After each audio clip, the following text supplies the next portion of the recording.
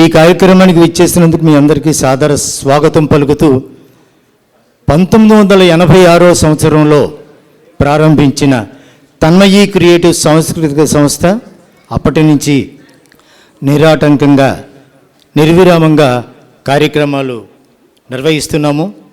అందులో ప్రత్యక్ష సాక్షులు పద్మశ్రీ డాక్టర్ కూటుకుప్పల సూర్యారావు గారు.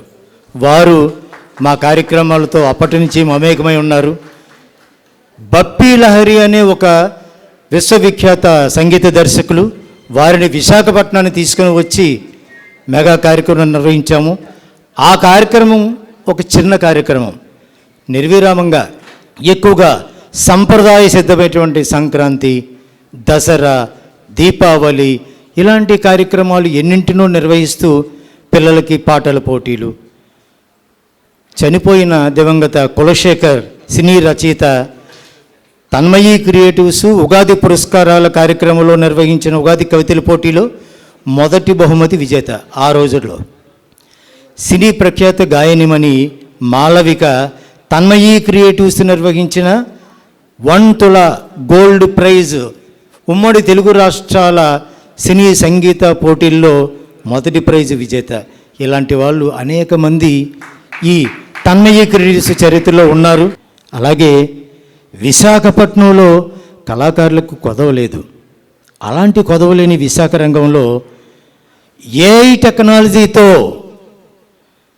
తెలుగు సినీ పరిశ్రమకే కాదండి, భారతదేశంలో ఉన్న సినీ పరిశ్రమలో ఏఐ టెక్నాలజీతో ఒక పాటను రాయించి, మ్యూజిక్ కంపోజ్ చేయించి, పాడించి మొట్టమొదటి వ్యక్తిగా విశాఖపట్నంలో ఉన్న ఒక అబ్బాయి, యువకుడు తన చరిత్ర సృష్టించాడు.